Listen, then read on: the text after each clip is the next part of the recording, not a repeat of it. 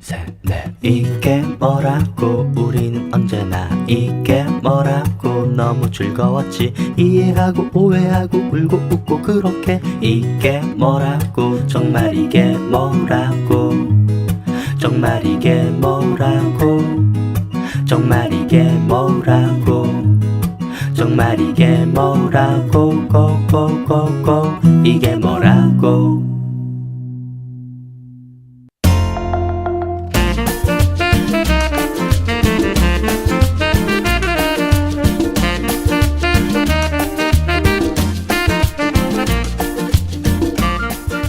재미와 의미가 공존하는 생활의 별책 프로 책 이게 뭐라고. 안녕하세요. 남들이 궁금한 게 뭔지 궁금한 요조입니다. 안녕하세요. 책 이게 뭐라고? 남들이 안 궁금한 게 궁금한 소설가 장강명입니다. 요조의 시시때때로 2부 시작하겠습니다. 오늘 소개해드릴 시는 고은강 시인의 검은 고양이의 노래 1이라는 시를 준비했습니다.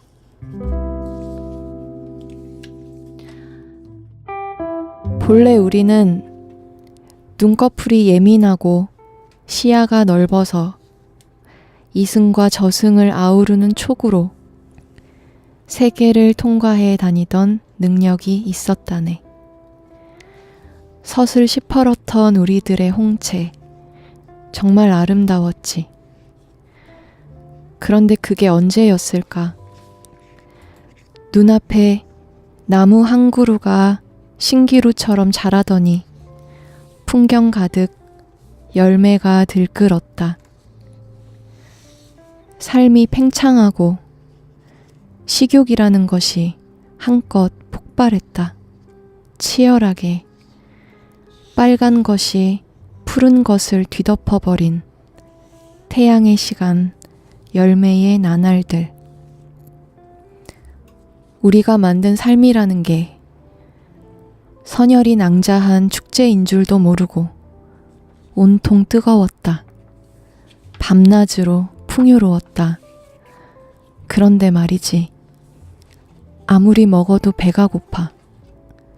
자꾸만 제 손등을 핥아대는 우리는 기원을 잃어버린 꼬리에 꼬리를 무는 진화를 완독하며 생의 어딘가에 표류해 있는 병신 같다.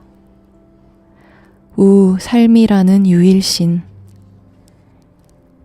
생기는 꼭대기로 굴러 떨어지고 시간은 화려함으로 미끄러지고 우리는 점점 더 수면 아래로 가라앉고 있네. 우리는 믿었다. 두려웠으므로 믿었다. 꾸벅꾸벅 졸면서 믿었다. 눈앞에서 타오르는 것을 믿었다. 오로지 이 삶에 열중했고 오로지 이 삶을 경배했다. 삶에 바쳐지는 재물처럼 삶에서 태어나 삶으로 끝날 때까지 삶으로 먹고 삶으로 자라고 삶 때문에 살고 삶 때문에 죽고 삶 때문에 피 흘리면서도 우리는 믿었다. 다른 삶은 없었다. 그런데 말이지, 이 삶이 생겨나고부터 기원은 사라지고 옛날은 지워지고 원숭이는 우화가 되고 고양이는 고양이 씨가 되어버렸지 뭐야. 그리하여 지금 우리는 원숭이도 아니고 고양이도 아닌 고양이 씨, 맹수를 잃고 귀여운 고양이 씨. 쓰레기통 속에서, 지붕 위에서, 거리에서, 책갈피에서 제 손등을 핥으며 시간보다 재빠르게 쥐떼처럼 불어나는 고양이 씨다. 자풀처럼 자라나는 고양이 씨다. 말하자면 여기는 수면 아래 아틀란티스 고양이 씨들의 섬. 삶은 과열되고 세계는 전복되고 우리는 눈 멀어 마침내 고양이는 없고 고양이 씨만 남았지. 신물나게 어여쁜 태양의 시간, 열매의 나날들. 꿈꾸지 않는 것보다 나약한 것이 언제나 삶을 더 아프게 했네. 시가 어렵네요. 이건 되게. 근데 저는 그냥 뭐 시인께서 어떻게 무슨 생각으로 이 시를 지으셨는지는 모르겠지만 그냥 얼핏 드는 생각은 있었어요. 하나는 제가 어릴 때부터 저런 가르침에 약간 거부감이 있었거든요. 왜 카르페 디엠류의 가르침들이 있습니다. 또는 뭐 그 순간에 되게 충실하라. 뭐 저도 살다 보면은 어떤 순간에 갑자기 막 열광하게 되고 굉장히 그 순간에 막 어떤 저의 삶의 에너지가 고양이 돼서 굉장히 충만한 것 같은 기분이 들 때가 있었는데 그거를 인생에서의 최우선 가치로 여기고 그런 어떤 열광의 연속으로 뭐 태양의 시간 열매의 나날들 선열이 낭자한 축제 같은 그런 인생을 살라는 종교 지도자도 있고 뭐 시인도 있고 뭐 혁명가도 있고 뭐 그러지 않고 좀 이렇게 잔잔한 좀 이제 가라앉아가지고 일상적인 삶은 좀 의미가 덜한 것처럼 얘기하는 거에 대해서 저는 늘 거부감이 있었거든요. 아무리 카르페 디엠을 하려고 그래도 안 그렇게 되는 저 자신에 대해서 불만도 있고 근데 그런 거에 좀 이면까지 다룬 시 아닐까 싶어요. 어느 순간 그랬다가 그 순간 지나가고 이제 인간조차 아니고 나는 그냥 인간을 퍼뜨리는 뭐라 그래야 될까요? 정자라 그래야 될까요? 유전자라 그래야 될까요? 이런 존재처럼 쓰레기통에 있고 거기서 기껏 하는 거 내 손등이나 핥는 거고 그랬다 다시 그 순간 왔다 갔다 하는 거 혹시 뭐 그런 씁쓸함을 얘기하는 걸까? 뭐 그런 거라면은 우리 지금 다루려는 굿라이프하고도 되게 맥이 닿은 것 같고 유조님 이 시 왜 들고 오셨나요? 장 작가님의 해석이 궁금해서 들고 왔습니다. 아 그렇습니까? 네. 고양이가 좋아가지고 들고 오신 건 아니고요? 아주 명확한 어떤 이유라기보다는 잘 아시겠지만 그냥 제가 지금 읽고 있는 책 속에서 굉장히 직관적으로 시를 골라오기 때문에 네. 근데 사실 행복이라는 정체 자체가 사실 좀 우리가 굉장히 좀 휘둘리고 있는 것 같기도 하고 네. 네, 행복이라는 거에 대해서 어떤 그런 어떤 혼란스러움으로 하루하루 지내는 어떤 피곤함 속에서 그냥 이 시가 굉장히 되게 와닿더라고요. 그래서 좀 약간 고약하게 장 작가님은 이 시를 어떻게 해석하실까 약간 궁금증도 있었고요. 어떤 그런 유의 철학, 그런 유의 가르침이 또 유행처럼 줄기 타고 번지는 것 같아요. 네. 지금은 이제 욜로라는 이름이고 뭐 제일 유명한 또 뭐가 거는 더 생겼지 않나요? 욜로 말고? 우리 좀 이따 해야 되죠. 네, 그렇기도 하고 한때 히피였던 사람들이 저는 이후에 어떻게 살지 좀 궁금하거든요. 네. 마약에 쩔은 사람도 있을 거고 그냥 지금에 와서는 아무것도 아닌 일반적인 중산층이 된 사람도 있을 거고 그런 사람들이랑 그 고양이 열광의 시간이 지나간 고양이의 모습도 약간 겹치는 것 같고 그렇습니다. 네. 도대체 그러면 어떻게 살아야 할 것인가? 이 선열이 낭자한 축제를 거부를 해야 되는 걸까? 아니면은 축제는 축제대로 즐기고 뒤에 쓰레기통은 피하고 이렇게 사는 것도 가능할까? 한번 오늘 인생 전문가, 행복 전문가를 모시고 여쭤보도록 하겠습니다. 네. 나답게 사는 삶, 지나치게 심각하지 않은 삶, 타인의 삶을 아끼는 삶이 무엇인지 참 오늘 삶이라는 단어를 엄청 많이 발음하고 있는 것 같습니다. 서울대 최인철 교수님과 함께 굿 라이프를 읽고 있습니다. 다시 한번 모시겠습니다. 안녕하세요. 네, 안녕하세요. 안녕하세요. 반갑습니다.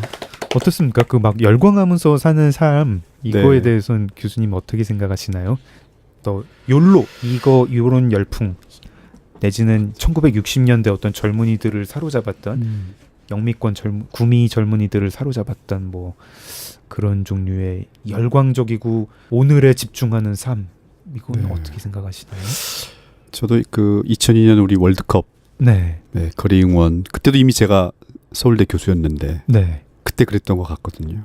아 그때는 열광해서 그때도 거리 나가가지고 자동차 위에도 올라가고 뭐 저 서울대 교수가 자동차 위에 올라가가지고 난동을 부리시고 네. 그러셨나요? 네. 교수님 차에 올라가신 건 아니죠? 제 차가 아니에요. 남의 차에 올라가셔 남의 차에 올라가가지고 그런 적이 지났나? 있고 그랬는데 네. 그러니까 저는 그 어느 하나가 있다고 그러니까 그런 거는 좋고 그런 건 안 되고 그런 삶을 꼭 살아봐야 된다라는 것도 저는 좀 저한테는 안 맞는 것 같아요. 네. 그런 삶이 어느 시대에 사람들에게 어필할 때는 그 시대의 이유가 있는 거고 네. 또 어떤 개인에게 어필할 때는 그 개인에게 그만한 뭐 유전적인 특성도 있겠지만 그만한 이유가 있기 때문에 저는 자연스럽다고 봐요. 근데 그거를 뭐 경계해야 된다거나 네. 이렇게 재단하기 시작하게 되면 삶에 진짜 어떤 숙제, 그러니까 명확한 가이드라인이 있어서 이렇게 살지 않으면 안 된다라는 그런 어떤 느낌을 주기 때문에 저는 네. 뭐 크게 판단하지 않고 그것도 좋다. 그러나 그것만은 아니다고 생각하는 생각도 존중해주면 뭐 좋겠다 이런 생각입니다. 사실 굿라이프 일부에서 그럼에도 불구하고 가이드라인을 제시하는 거에 대한 지금 부담을 말씀하셨음에도 네, 불구하고 가이드라인을 제시하지 않습니까? 그리고 이거는 상당히 어떤 연구 결과라든가 이런 거가 뒷받침되는 그 센터가 작업한 예, 그런 거 아닌가요? 그러니까 그 가이드라인을 제가 이렇게 살아야 행복하다라고 이야기를 안 하고 싶었기 때문에 네. 연구에 의하면은 행복한 사람들은 이렇다 정도로만 그래서 연필로 흐릿하게 그려놓은 일종의 가이드라인이지 이게 뭐 페인트로 탁 해서 결코 지워지지 않는 그런 느낌은 주고 싶지가 않았어요. 뒤에 이제 우리 또 혹시 품격 있는 삶에서 나올 수도 있는데 네. 아무튼 기준이 분명하게 있고 하나의 정답이 있다라는 것 자체가 저는 행복에는 그닥 도움이 되지 않는다고 생각하니까 연구를 해보니까 행복한 사람들에게 이런 특징이 있으니까 참고해 보시라. 그러나 그렇게 살아야 된다라고 막 핏대를 올려가면서 이야기하는 것은 또 진짜 아니다. 우리가 네. 어제 그 10가지 행복의 기술 말씀을 드렸는데 그리고 그거에 대해서 얘기를 한다고 했는데 그게 뭐 꼭 그렇게 하지 않으면 안 된다. 위반하면 안 되는 율법이다. 이게 아니고 연필로 제시하는 어떤 참고 지침 정도로 생각하시고 청취자분들도 들어주시면 좋겠네요. 그 10가지 중에 유주님은 어떤 게 제일 와닿으셨나요? 빠르게 다시 한번 읽어볼까요? 네. 1번 잘하는 일보다 좋아하는 일을 한다. 2번 되어야 하는 나보다 되고 싶은 나를 본다. 3번 비교하지 않는다. 4번 돈의 힘보다 관계의 힘을 믿는다. 5번 소유보다 경험을 산다. 6번 돈으로 이야기거리를 산다. 7번 돈으로 시간을 산다. 8번 걷고 명상하고 여행한다. 9번 소소한 즐거움을 자주 발견한다. 10번 비움으로 채운다. 뭐가 제일 와닿으셨나요? 이 가운데에서 네. 사실 저한테 가장 좀 숙제처럼 보이는 항목은 3번 비교하지 않는다예요. 이게 어떻게 가능할 수 있을까? 저는 좀 의아하고 네. 정말 있을까? 비교하지 않고 온전히 자기만을 놓고 자기만 기준으로 삼으면서 그렇게 자족하는 사람들이 있을까? 좀 궁금하기도 해요. 일단은 소식을 들으면은 비교할 수밖에 없어가지고 저는 네. 그냥 이렇게 어떤 소식 같은 거 안 들으려고 하고 뭐 베스트셀러 순위 이것도 확인 안 하려고 하고 그러고 있습니다. 그나마. 그쵸. 그러니까 그게 어떻게 보면은 적극적으로 이제 정보 차단하는 것일 텐데 저도 되게 적극적으로 그렇게 하는 편이기는 해요. 아 그런가요? 네네. 교수님은 혹시 학계에선 이러지 않으시나요? 뭐 누구 논문이 더 많이 인용되고 막 뭐 이러면은 늘 그렇게 하죠. 아 그거는 또 업무상 비교 안 할 수가 없죠. 이런 그러니까, 소식도 들으셔야 되죠. 약간 심리적인 이게 속성에 대해서 네. 가지고 있는 오해가 있는 것 같아요. 어떤 오해가 있냐면은 예를 들면 비교하지 않는다가 비교가 제로여야 된다는 건 아니잖아요. 네. 근데 이제 보통 우리는 뭐뭐 하지 않는 게 좋다 그러면은 절대 하지 않아야 되는 걸로 우리가 생각을 하는데 사실 그럴 수는 없잖아요. 그래서 항상 어떤 소위 얘기하면은 어떤 레인지 같은 게 있는 거죠. 네. 그러니까 이러면 콜레스테롤도 어디서부터 어디까지가 우리가 정상이라고 얘기를 하지 어느 숫자 여기서부터는 위험해 이렇게 하지 않지 않아요. 네. 우리의 생리적인 지표가 그렇다면 사실 우리의 습관 같은 거는 더 유연성이 이게 이 영역이 넓다고 봐야 될 것 같아요. 그래서 비교하지 않는다 이건 거의 불가능하죠. 비교하지 않으려고 노력하고 적당히 비교하는 거는 제가 볼 때는 그거는 꼭 필요하고 비교하지 않으면 또 발전하기도 어렵고 또 비교를 해야만 정보도 얻을 수 있기 때문에 네. 그런데 매사가 비교여서 내 모든 기분이나 삶에 대한 만족감이 나로부터 나오는 게 아니라 타인으로부터 나올 때 그거를 우리가 경계하자는 의미에서 이 타이틀들이 조금 자극적으로 돼 있지만 두 분은 괜찮으실 것 같아요. 아, 되게 그럴까요? 안도감이 든다. 네. 근데 그 인정 욕구 같은 것도 사실은 네. 약간 이런 비교를 하는 어떤 그런 심리에서 또 시작된 것 같기도 하거든요. 네. 네, 근데 저는 되게 칭찬을 좋아하고 언제나 갈급해야 하기 때문에 잘했다고 하면 네. 너무 좋고 또 듣고 싶어 하고 그거를 어떻게 그 욕망을 내가 잠재울 수 있을까 참 눈앞이 캄캄합니다. 예, 그러니까 뭐뭐 하지 말아라 이런 거는 항상 대신 뭐뭐 해라라는 대안이 나와야 조금 더 사람들의 도움이 되잖아요. 뭐뭐 네. 하지 말아라 그러면은 안 하겠다고 하면 오히려 더 하게 되는 이상한 일들도 벌어지니까. 그래서 그럼 비교하지 말라는 거를 대체할 수 있는 게 뭐냐. 네. 그러면 이제 교과서적으로 얘기하자면 과거의 자기와 비교하고 앞으로의 자기와 비교해라. 그러니까 시간상에서 비교하는 것은 사람을 발전시킨다라고 얘기를 해요. 그러니까 운동선수들이 작년 기록은 이 정도였는데 올해는 내 기록은 이 정도다. 그러니까 내가 이번 대회에서 메달을 못 따더라도 나는 충분히 만족한다. 이 올림픽에 이번 우리 평창 올림픽에서도 보시면은 네. 메달을 못 딴 선수들 중에서도 굉장히 행복해 하잖아요. 그 이유가 뭔가 들어봤더니 내가 작년보다 기록이 좋아졌다. 네. 그래서 시간상에서 자기와 비교하는 것이 일종의 좋은 대안일 것 같아요. 그 10가지 기술 중에 뭐 네. 돈으로 경험을 사라 있잖아요. 네. 근데 저는 그게 비교를 안 할 수 있는 또 좋은 방법이라는 생각을 최근에 많이 합니다. 네. 그러니까 소유물은 항상 비교가 되거든요. 그렇죠. 근데 경험할 때는 사실 지금 우리가 이렇게 이야기를 나누고 있는데 이걸 하면서 와 다른 스튜디오에 사는 사람들은 더 재밌을 텐데 이런 생각 잘 안 하거든요. 저는.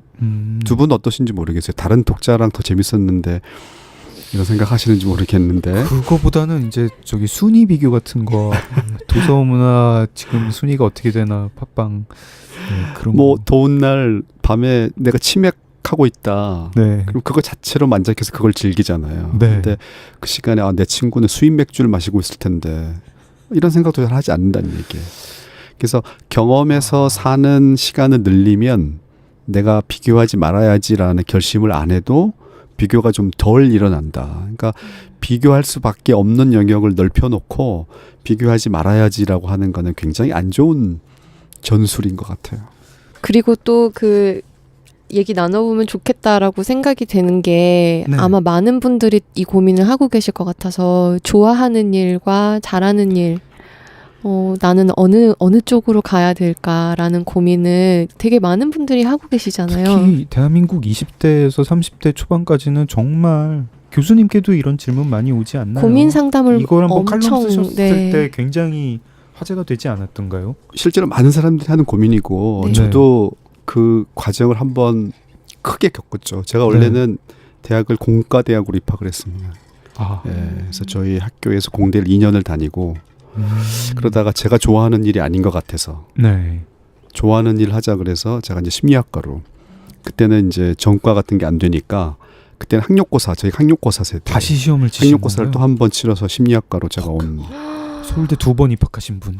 뭐 넘사벽이다. 그런데 제가 그때 비교를 하지 말고 어제의 저기 그래. 어제 비교하지 팀장님에 말자고요. 비해서 네. 오늘 팀장님이 학력고사 성적이 아니요. 더 좋을 수도 있잖아요. 네. 근데 이제 그게 저한테는 지금 생각해 보면은 네. 제 인생을 바꾼 결정적 계기고 네. 그리고 애초부터 제가 심리학과에 와서 행복을 연구하지는 않았어요. 다른 연구 주제를 가지고 연구를 쭉 하다가 네. 이제 한 10여 년 전부터 이 연구를 하고 있는데 연구를 하다 보니까 그때 제가 했었던 선택이 얼마만큼 제가 잘한 선택이었는지를 아. 이제 새삼 알게 되는 거죠. 근데 좋아하지만 전혀 잘하지 않고 네. 잘하는데 전혀 좋아하지 않고 이런 극단적인 케이스는 별로 없어요. 그러니까 지금 우리가 얘기를 나누는 거는 약간 정도의 차이가 있는 거죠. 그러니까 그런 걸 얘기를 해야 이제 현실성이 있으니까. 네. 근데 연구를 해보면 행복한 사람들은 둘 다 중요해요. 잘할 때 그 유능감과 만족감이 있고 네. 좋아할 때 신나는 게 있기 때문에 그러니까 둘 다 중요한데 만약에 둘의 약간의 차이가 있어서 내가 어느 하나를 더 중요시하게 해야 된다면 그러면 지금까지는 잘하는 일에 사회가 너무 방점을 둬왔는데 이제 좋아하는 걸 조금 더 중시해 봐라. 이제 그런 얘기들을 좀 하고 싶었던 거죠. 정말 이렇게 실질적인 조언들이 좀 이렇게 막 뜬구름 안 잡고 도움이 되는 것 같습니다. 이걸 또 뭐 율법처럼 따를 건 아니고 그냥 어떤 참고 정도로 하시라고 교수님께서 네. 미리 제가 말씀을 꼭 드렸고요. 하나 네. 이제 덧붙이고 싶은 게 있는데요. 예. 저희가 이제 조사를 해보면 사람들이 좋아하는 일을 하기 위해서는 며칠씩 밤을 샜다라는 그런 걸 얘기를 해요. 네. 내가 밥도 안 먹고 또 아주 멀리 가가지고 내가 뭘 다 알아봤다. 네네. 근데 네가 잘하는 일을 위해서 밤을 새본 적이 있냐 그러면 별로 없어요. 정말 드물게 막 되게 독종 같은 분들이 하는 거죠. 네. 그런 거. 그러니까 뭘 보여주냐면 우리가 좋아하면 잘하게 될 가능성이 있고 또 잘하면 좋아하게 되잖아요. 이게 맞물려 있는데 네. 좋아하는 걸 했을 때 잘하게 될 확률이 잘했을 때 좋아하게 될 확률보다 높지 않을까라는 생각을 해보는 겁니다.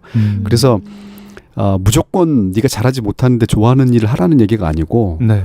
적당히 좋아하는데 좋아하는 정도가 더 큰 것 같으면 그 일을 하면은 네가 나중에 더 잘하게 될 가능성도 있다. 왜냐하면 좋아하면 잘하기 위해서 엄청 노력을 하기 때문에 그렇게 생각하시면 이 너무 지금 머릿속에서는 말이 안 되는 대결이잖아요. 잘하지는 않지만 좋아하는 일과 좋아하지 않지만 잘하는 일. 뭘 골라야 될까 너무 힘든 거지만 사실은 적당히 우리가 지금 두 가지를 다 가지고 있으니까 네. 그러면 조금 더 마음이 편해질 것 같아요. 이런 설명 너무 좋아요. 이렇게 어떤 진짜로 좀 실용적인 전술이고 그 전술이 왜 이런 모양인가를 이렇게 조곤조곤 딱 이렇게 또 따라갈 수 있게 설명을 해주시니까 왼쪽 뺨 맞고 오른쪽 뺨 내줘야 되는 그런 부담도 없고 좋습니다. 이게 뭐라고 이게 뭐라고 얼마나 많은 생각과 고민을 나눴는지 이게 뭐라고 이게 뭐라고 이게 뭐라고 얼마나 많은 얘기와 시간을 나눴는지 이게 뭐라고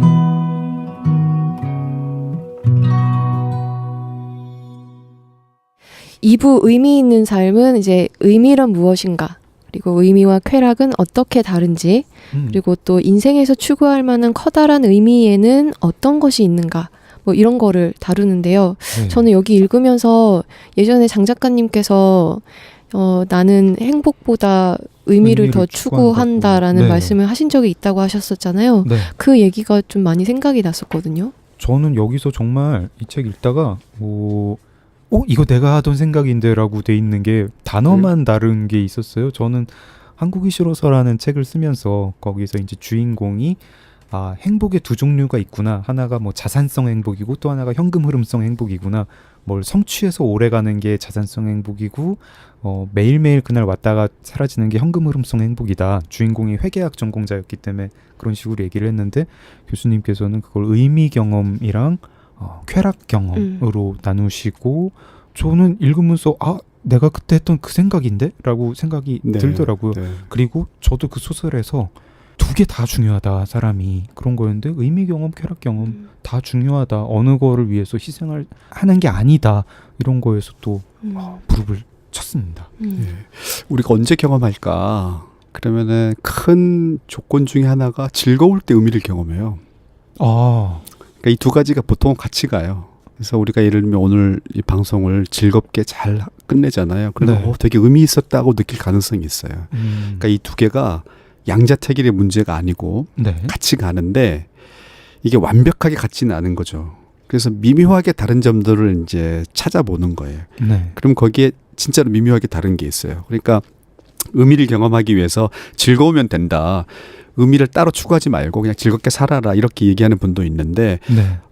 어느 정도 맞는데 미묘하게 다른 점이 있다. 그래서 일부러 의미를 좀 이제 강조하고 싶었고 그다음에 또 하나는 아까 시작하실 때 우리가 오늘 삶이라는 단어를 굉장히 많이 얘기하고 있다고 말씀하셨잖아요. 네.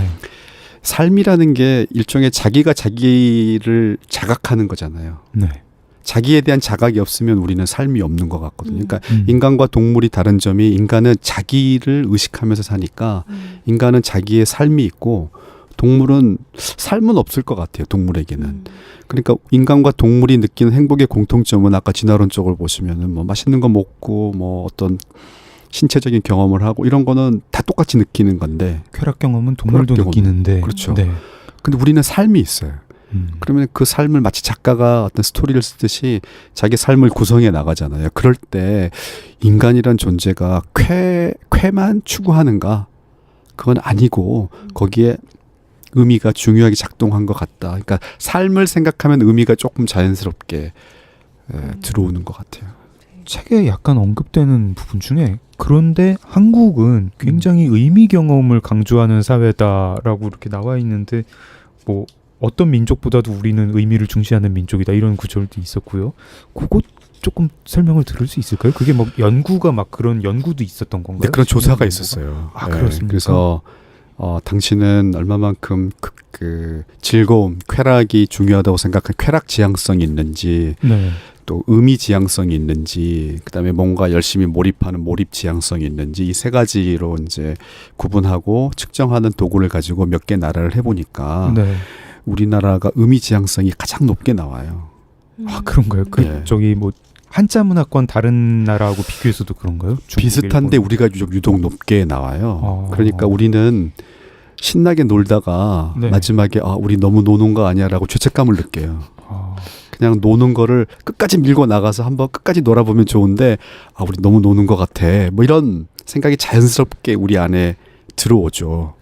그러니까 우리의 행복이 우리 개인의 생물학적인 특성에 의해서 결정되지만 우리가 살고 있는 문화의 영향을 많이 이제 받으니까 네. 유독 이 동양 문화권, 특히 우리나라에서는 그 쾌락에 근거한 행복만을 강조하는 것을 경계하는 이제 그런 경향성이 있어요. 그러니까 그거에는 이제 우리에게 어떻게 다가오냐면은 쾌락을 우리가 조금 덜 중시했어요, 지금까지.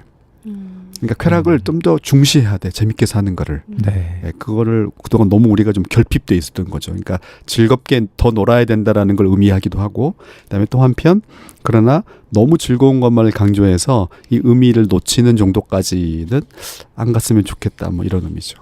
네. 재미와 의미가 그 미묘하게 다르다고 하셨는데 혹시 이런 걸까요? 저 같은 경우는 예를 들어서 어떤 공연을 보지 않습니까? 그러면은 이제 공연 어땠어? 라고 물어보면 제가 이렇게 얘기할 때가 있어요. 재밌었는데 좋진 않았어. 이렇게 얘기할 때가 있고 어쩔 때는 재미없었는데 좋았어. 이렇게 얘기할 때도 있거든요. 약간 이런 뉘앙스 그런 뉘앙스죠. 정확하게. 제가 강의를 이제 학교에서 하지만 외부에서도 가끔 하잖아요. 네. 그러면 저를 가장 잘 아는 지인이 야, 네 강의는 재미는 없는데 좋아. 그다음에 특별히 웃기지는 않는데 재밌어. 이런 표현을 하세요. 그러니까 그 미묘한 차이가 뭐냐면 그 재미 혹은 즐거움은 조금 상대적으로 감각적이에요. 네. 네. 근데 의미는 해석이 들어가야 돼. 감각은 우리가 해석하지 않아도 시원한 거 먹으면 시원하고 맛있는 거 먹으면 맛있고 이러잖아요. 네. 근데 의미는 해석이 들어가야 돼요. 해석이 들어가니까 시간의 흐름에서도 과거, 현재, 미래를 같이 생각할 때 의미는 그때 이제 뒤늦게 조금 생각해 보니까 되게 좋았어요.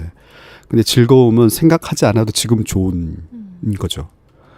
혹시 한국 사회가 너무 의미지향적인 사회라 가지고 잃고 있는 그런 뭐 감각적인 즐거움이라든가 다른 사회에 비해서 뭐 이렇게 좀 더 한국 사람들이 좀 더 행복해질 수 있는데 덜 행복하다든가 뭐 예를 들면 어떤 게 있을까요? 저는 그 개인의 감각 혹은 즐거움을 중시하는 거는 네. 그 한 개인이 그 사회에서 얼마나 중요시 되는지와 관계가 있다고 보거든요. 아 그렇습니까? 개인이 그러니까 철저하게 그러니까 좋은 의미의 개인주의가 네. 사람들에게 받아들여질 때 그때 개인의 감각이 중요하잖아요. 내가 좋고 내가 맛있고 내가 네. 싫고 그런데 개인이 중요한 게 아니라 개인이 속해 있는 집단이 중요하면 어떤 대의가 중요한 집단에서는 한 사람 한 개인의 사람이 감각이라는 거는 별 의미가 없는 그렇죠. 거예요. 그게 중요한 게 아니고 너에게는 주어져 있는 역할이 있고 숙제가 있으니까 이걸 해야 된다고 보는 아하. 거죠. 그래서 우리 사회가 지나치게 좀 의미를 중시했다라는 말은 지나치게 개인보다는 집단이 중시돼 있다고 저는 봐요. 그래서 이제 진정한 의미의 건강한 의미의 개인주의가 조금 더 살아나야 된다. 그러면 이제 자기가 자기 삶의 진짜 중심이 되니까 네. 내가 느끼는 것 자체가 중요해지는 거죠. 근데 과거에는 내 느낌이 중요한 게 아니고 다른 사람의 느낌이 중요한 거잖아요. 다른 사람의 시선이 중요해지고. 네. 그게 또 이렇게 또 연결이 되는군요. 이런 식으로 이제 의미 경험, 쾌락 경험에 대해서 우리가 막연하게 느끼던 거를 역시 이제 학자의 시선으로 섬세하게 이렇게 다뤄주시고 계시는데 저 정말 생각도 못했던 그런 진단 같은 것도 있었습니다. 결혼을 하면 같은 경험을 해도 좀 더 네. 의미 있게 받아들인다고요? 기혼자는 좀 미혼자랑 어떤 쾌락 경험, 의미 경험을 받아들이는 정도가 다른 겁니까?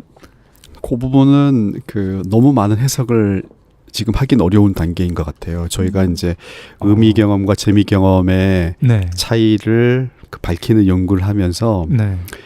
의미에는 영향을 많이 주는데 네. 재미에는 좀 영향을 덜 주는 것들을 찾아보니까 결혼해 있는 여부가 이제 나오긴 했어요. 아, 이게 지금 조사를 해서 이런 결과가 나왔고 이걸 어떻게 분석을 해야 될지는 아직 연구 중인 과제인 건가요? 그 특히 이 문제는 그러니까 네. 예를 들면 다른 변수들은 쉽게 이해가 돼요. 어떤 변수가 네. 있었냐면 혼자 있는 것은 네. 즐거움에는 방해가 돼요. 네. 그러니까 즐거움, 신나는 거는 혼자보다는 여럿이 있는 게 좋은 것 같아요. 음.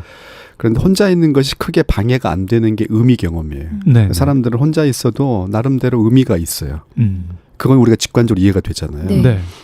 근데 결혼이 왜 의미에 도움이 많이 되고 즐거움에는 도움이 안 되는지는 사실 저도 잘 이해가 안 돼요.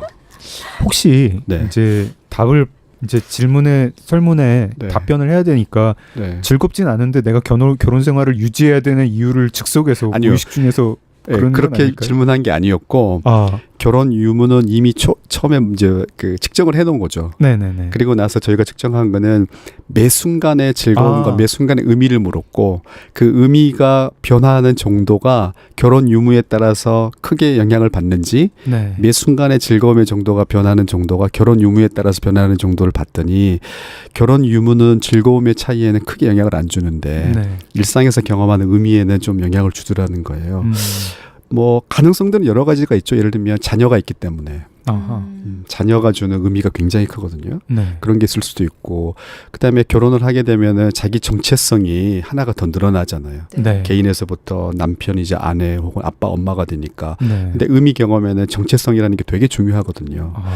그래서 그런 것들이 그리고 일상을 살아갈 때도 이제는 사실 의미라는 거는 자기를 벗어날 때 더 경험이 되잖아요. 그러니까 아. 내가 누군가를 위해서 살고 있다라는 느낌이 있어야 되는데 네. 혼자일 때는 그런 생각이 안 들지만 이제 결혼하면 그래 내가 힘들어도 우리 아이들을 위해서 뭐 가족을 위해서 그래서 그런 게 아닐까라고 추측은 할 수 있는데 네. 지금 단언하기는 좀 어려운 그렇군요. 네. 어쨌든 우리가 이런 굉장히 주관적인 느낌이라고 생각하는 거에 대해서 과학적인 방법론으로 이렇게 연구를 해 들어가고 그러면서 조금씩 이제 유용한 뭐 가이드라인 같은 걸 얻어내고 이런 작업들 재미있고 뜬구름 잡는 것 같지 않아가지고 좋고 그리고 뭐랄까 이제 다른 어떤 행복에 관한 그런 책을 보면은 이제 대안하는 이렇게 제시하는 것이 이제 다른 사람들과 뭐 맛있는 걸 먹는다거나 제가 그게 참 뭐 싫거든요. 그런 네. 거를 이제 굉장히 강조하고 그렇죠. 예.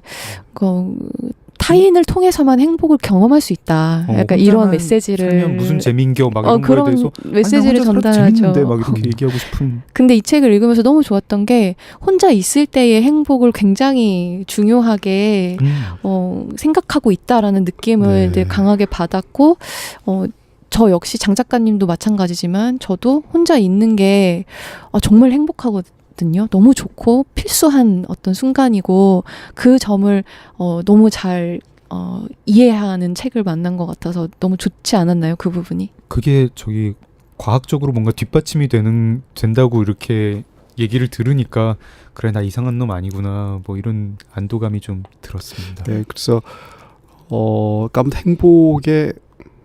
행복이 강요당할 수는 없거든요. 네. 그러니까 이걸 해야만 행복이다. 근데 그렇지 않아도 행복할 수 있으니까 근데 은연중에 우린 너무 강요당하고 있고 요즘 특히 휘둘리는 것 예. 같고 그리고 예.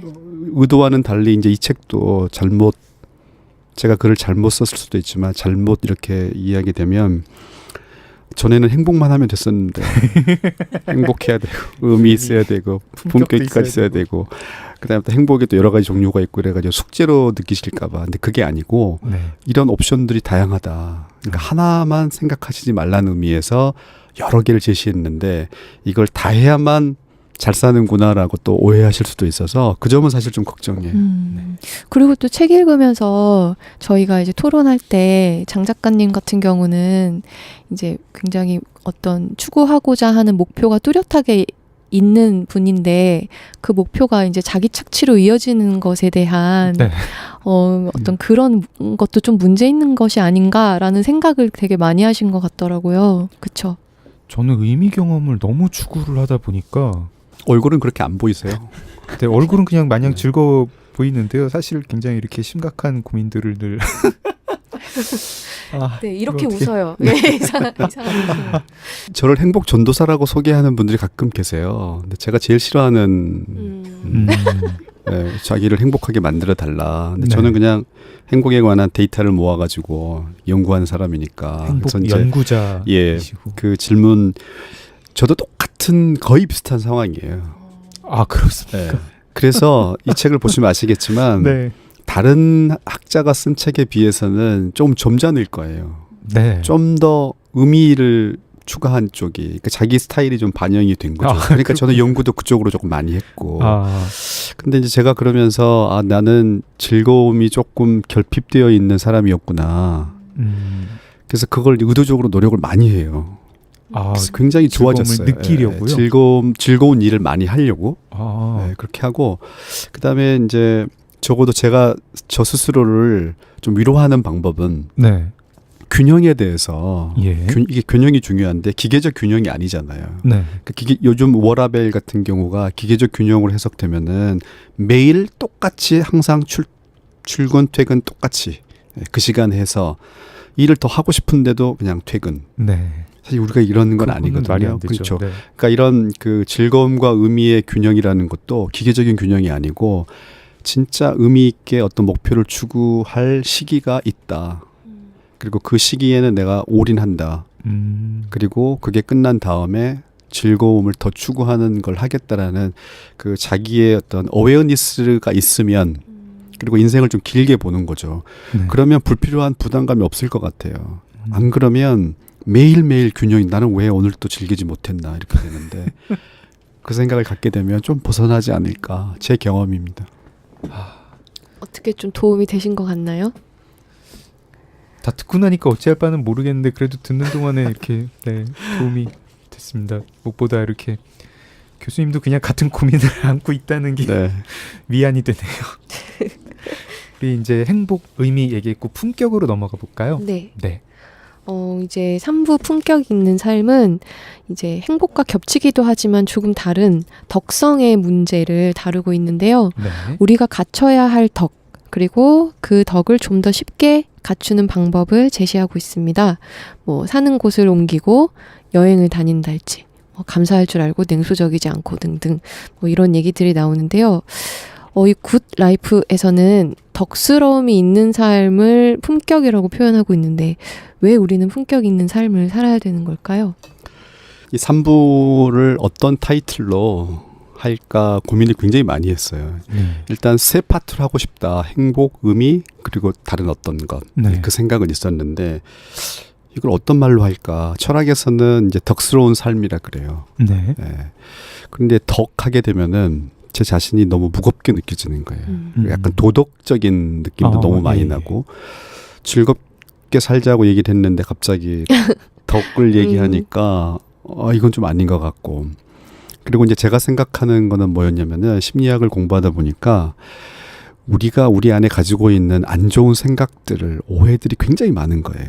그러니까 예를 들면 내가 늦으면 차가 막혔고 네가 늦으면 게으른 거고 네. 이런 거라든지 네. 예, 그다음에 또 우리가 우리나라 사람들만 너무 좋게 생각하고 다른 나라 사람들 좀 폄하한다라든지 네. 이런 거는 그걸 안 가지려고 노력하는 게 그러면 행복에 도움이 되느냐 그건 아닐 수 있거든요. 근데 그런 우리 안에 있는 좀 좋지 않은 생각들을 인식하고 그거를 극복하기 위해서 사는 삶도 괜찮은 삶이라는 생각이 드는 거죠. 근데 그거를 덕이라고 얘기하기에는 너무 무거우니까 여전히 품격이 좀 무겁긴 하지만 그 단어를 조금 낮춰서 품격이라고 제가 해본 그런 사람이 좀 격이 있다.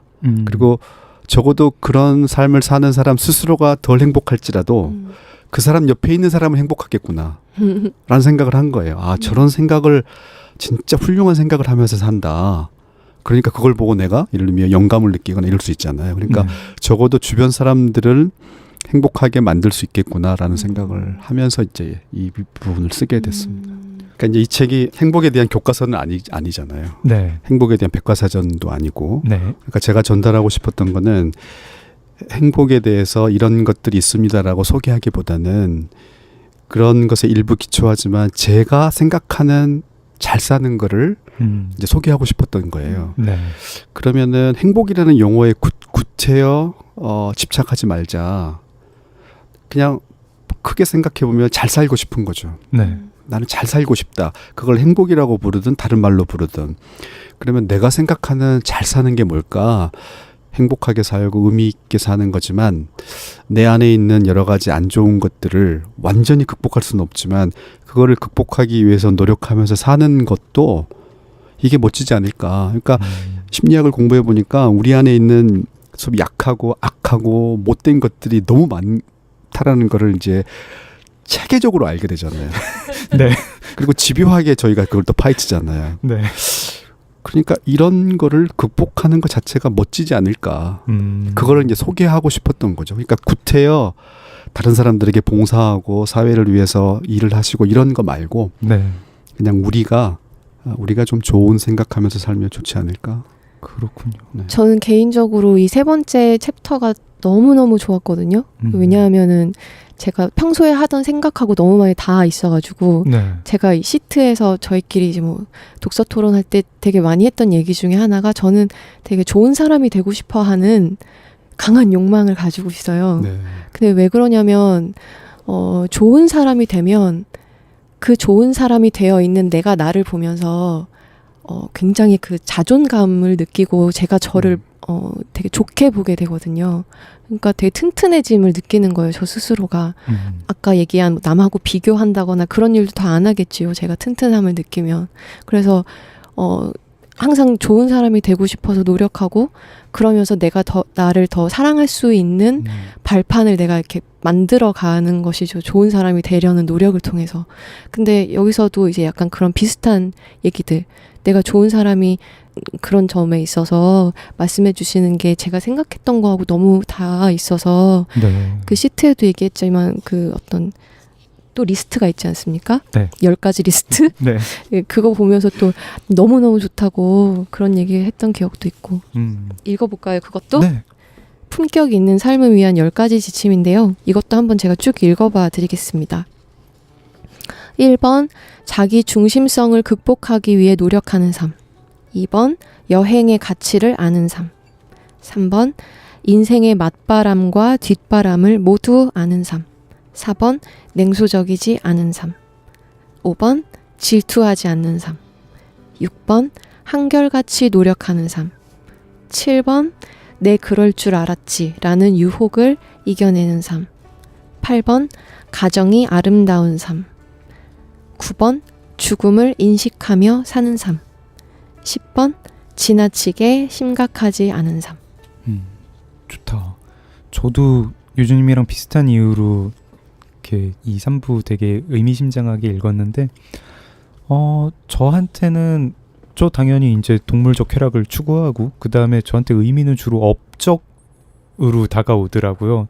무슨 책을 쓰고 아니면 뭐를 어떤 남들이 평가하는 뭔가를 이뤄내는 거, 성취, 업적 이런 거고. 근데 그것만으로는 부족하고 저도 좋은 삶 살고 싶은데 그 쾌락, 업적 말고 좀 더 나은 인간이 되고 싶다. 뭐 그런 게 좀 있는 거예요. 근데 흔히 인생 에세이나 뭐 이런 인생 철학류를 보면은 거기 뭐 이제 쾌락 의미 말고 뭐 연대를 해라 이건데 제가 막연하게 느끼기에는 아니 그건 아니고 그냥 연대는 아니고 공동체 뭐 이건 아닌데 그거로 표현이 되지 않는 더 나은 인간 어떤 여기서 나오는 것 같은 쉽게 질시하지 않고 마치 옛날에 정말 성현들이 뭐 공자가 얘기한 뭐 뭐라 그러죠 뭐 60대에 이르면 이순 뭐 이런 그런 인간 같은 게 되고 싶은 그런 거였는데 좀 그래서 읽으면서 싶었습니다. 유주님은 이 10가지 중에 제일 뭐 얻고 싶은 게 어떤 건가요?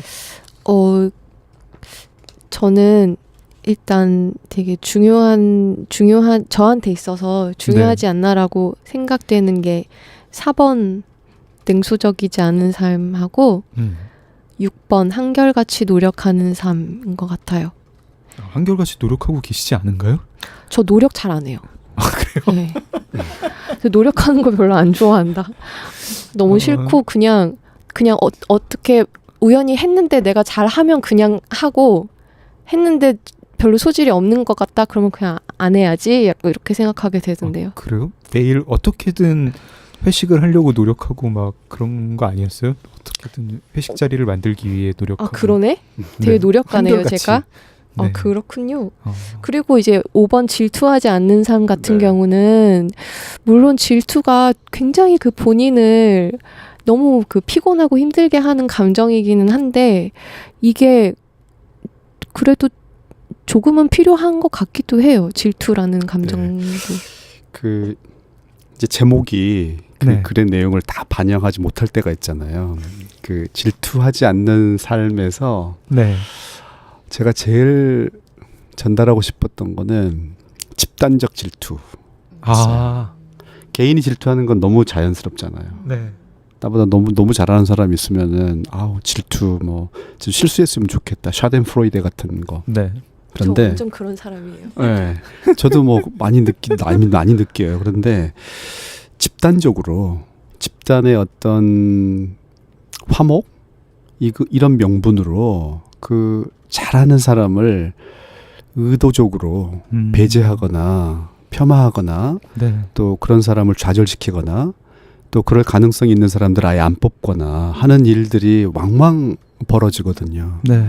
그거는 좀 저는 품격이 없다고 봐요. 그러니까 저는 인터넷 댓글창을 볼 때마다 정말 품격의 대전쟁이구나 이런 생각을 많이 합니다. 그래서 나보다 뛰어난 사람이 있어서 개인적으로 질투 느끼고 부러워할 수는 있지만 그러나 그 사람이 더 잘 되도록 도와주는 시스템을 만드는 거는 필요한 것 같은데 우리가 품격이 없으면 그 사람을 깎아내리는데 모든 사람이 합심해서 네. 이신전심이 이루어져가지고 그리고는 한다는 얘기가 우리 집단을 위해서 그랬다라고 얘기하는 거가 너무 슬픈 맞아. 것 같아서 이제 그런 얘기를 좀 하고 싶었던 거예요. 다들 이렇게 뭔가 자기가 행복하지 않아서 의미와 쾌락이 충분하지 않아가지고 남의 불행을 보면서 그거를 채우는 것 같은 그런 느낌도 들고요.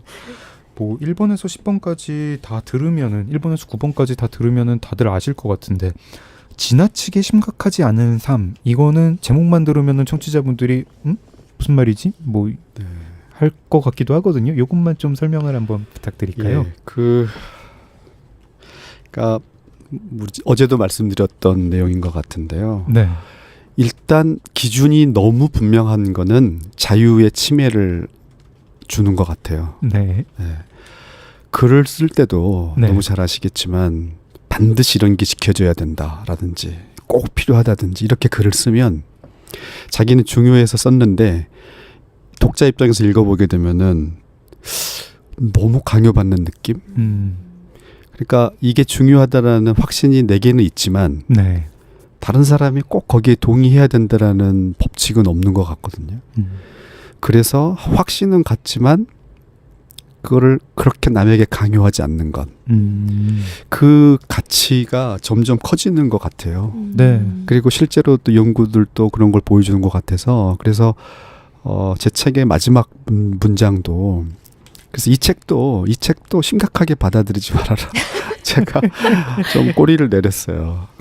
근데 이게 약간 맥락이 같을 수도 있겠는데 저는 위트 있고 유머 있는 사람을 볼 때도 되게 품격 있어 보일 때가 있어요. 네. 예, 정말 그렇죠. 예, 진지하고 정색하고 딱딱하게 만들 수 있는 분위기를 아주 위트 있고 재치 있게 분위기를 딱딱하게 만들지 않으면서 자기가 전달하고자 하는 메시지를 전달하는 그런 사람들 보면 저것도 어떻게 보면 능력 같기도 하고 저는 잘 그런 태도가 안 갖춰지더라고요. 저는 교수님 말씀하신 거랑 유주님 말씀하신 게 다 같은 맥락인 것 같거든요. 왜냐하면은 어떤 사안을 한 관점으로만 보고 이 관점 외에 뭐든지 틀렸다고 생각하는 사람은 결코 그 사안을 가지고 유머로 만들지 못하더라고요. 근데 정말 유머를 잘하는 사람은 이렇게 보이는 거를 이렇게 봤을 때는 되게 이게 웃겨 보인다라든가 또는 뭐 자기 비하 유머 같은 것도 막 하는 게 유머의 큰 조건 중에 하나가 충분 조건 중에 하나가 어떤 사안을 다양한 각도로 봐서 되게 다양한 각도로 보는 게 유머의 충분 조건 아닌가 싶어요. 그 교수님 이 가이드라인을 네, 부드럽게 제시하신 어떤 자기 확신형 인간은 그런 위트를 발휘하지 못하지 않을까 그런 생각입니다. 교수님이 아마 좀 이게 좀 약간 개인적인 좀 바람도 반영이 된 모양이지요. 교수님이 생각하는 살고 싶은 품격 있는 그렇기도 삶이라는 하고 게. 또 아까 이제 지금 제 책에 대해서 좋게 말씀해 주시면서 연구, 뭐 실험 이런 거에 기초해서 네. 좋다고 말씀하셨는데 그 연구도 이 결과가 꼭 다음에 또 같이 나온다는 보장이 또 없어요. 그러니까 대상자가 누구였느냐, 어느 나라에서 했느냐에 따라서 조금씩 안 나오기도 하고 다르게 나오기도 하고 항상 그런 가능성들이 있거든요. 네. 그래서 연구를 하고 공부를 하면 할수록 지식은 깊어지는데 자신감은 조금씩 사라져요. 이런 삶을 살아야 되겠다는 의미도 있지만 네. 사실 잘 모르겠다.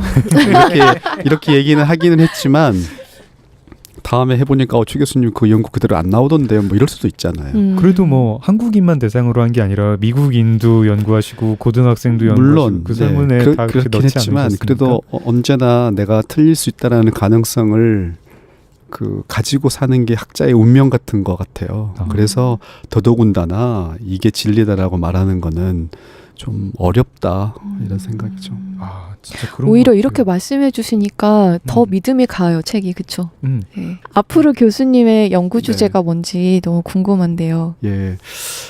일단 이 행복 주제는 계속 할 것 같아요. 아, 그렇습니까? 예, 계속은 네. 하는데 제가 책을 2권을 이제 두 번째 책이잖아요. 프레임, 굿 라이프. 한 권 정도 더 쓸 수 있지 않을까. 앞으로 남은 퇴임할 때까지. 그러면 한 어떤 권만 쓰시게요? 많이는 못 쓸 것 같아요. 네. 뭐를 쓸까 이제 고민 중입니다. 네, 그렇다고 굿 라이프를 했으니까 이제 죽는 거를 해야 되나 그건 또 아닌 것 같고 그래서 계속 이제 연구하면서 뭐가 나오지 않을까. 굿 소사이어티 이런 거 어떻습니까? 강요하지 교수님한테서 않는 삶. 한결같이 노력하는 삶. 이제 아쉽지만 벌써 맞춰야 될 시간이 돼서 네. 아쉽게 헤어져야 될 것 같은데요. 책 이게 뭐라고와 함께 하신 시간이 어떻게 행복하셨는지 모르겠습니다. 생각했던 것보다 훨씬 행복했습니다. 네. 뭐 아재 개그 하나 이렇게 해주시면 안 될까요, 정말? 한결같이. 왜 이렇게 노력하는- 아재 개그에 집착하고 강요하고 아니, 너무 이렇게 목소리가 되게 좋고 막 이렇게 되게 네. 이렇게 품격이 있으시잖아요. 좀 이렇게 아재 이렇게- 개그야말로 품격 있는 사람이 할 아니 때 왜 그 자꾸 폭발력이- 타인을 불행으로 아재 몰고 개그에 가세요? 저희 딸이 네. 저한테 준 삶의 지침이 있는데요. 넘버원 네. 어디 가서 절대 아재 개그 하지 마라. 아, 정말 따님이 네. 정말 현명하셔 정말. 되게 이렇게 네, 네, 그렇습니다. 휘둘리지 않아주셔서 너무 감사드리고요. 와 정말 거의 아재 뭐 개그 이렇게 진짜 하시는 여기 거 아니야? 이래서 이 얼마나 방에 조마조마했는지 계신 몰라. 저분들이 다 막 교수님을 향해서 막 눈이 하트 뿅뿅으로 돼 있고 정말 이렇게 아재 개그 한번 이렇게 듣기 힘든 질투하지 말 것. 얼른 인사해드려요 얼른 빨리. 네. 저희도 함께 이야기 나눠서 너무 즐거웠습니다. 네. 나와주셔서 감사합니다. 고맙습니다. 네, 이제 마칠 순서입니다. 행복의 의미와 행복한 삶을 어떻게 바라보고 살아야 하나를 고민해본 아주 값진 시간이었던 것 같습니다. 끝으로 굿 라이프의 내용 읽어드리면서 인사드리겠습니다. 행복은 비장한 전투에서 얻어내는 승리가 아니다. 행복은 우리 삶에 우연히 찾아와 준 것들에 대한 발견이다. 행복이라는 한자어가 주는 깊은 교훈이다. 행복의 본질을 쉽게 이해하기 위해서는 쾌족이라는 한자어가 더 낫지만 행복이라는 단어를 결코 포기할 수 없는 이유는 바로 행복의 우연성에 대한 가르침 때문이다. 정복의 대상, 추구의 대상, 그리고 설계의 대상이 되어버린 행복이 우리에게 주는 중압감을 이겨내기에 행이라는 글자만큼 효과적인 것도 없다. 무엇보다 행복은 행복이라는 이름이 붙어있는 단 하나의 감정이 아니다. 삶의 고요함을 만끽하고 있다면, 사랑하는 대상에 대한 관심으로 가슴이 설렌다면, 스스로에 대한 자부심으로 충만하다면 우리는 이미 행복한 것이다. 네, 책 이게 뭐라고는 경계를 허무는 콘텐츠 리더 북21 출판사와 함께합니다. 고맙습니다. 하나 둘셋넷 이게 뭐라고 우리는 언제나 이게 뭐라고 너무 즐거웠지 이해하고 오해하고 울고 웃고 그렇게 이게 뭐라고 정말 이게 뭐라고 정말 이게 뭐라고 정말 이게 뭐라고 정말 이게 뭐라고 고고고고 이게 뭐라고